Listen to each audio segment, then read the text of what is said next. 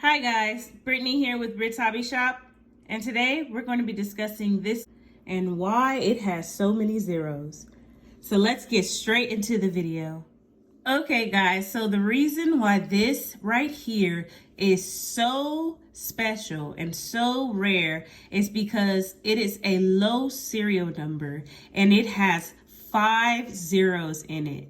Low serial notes go for about $30 to up to even the thousands depending on the condition.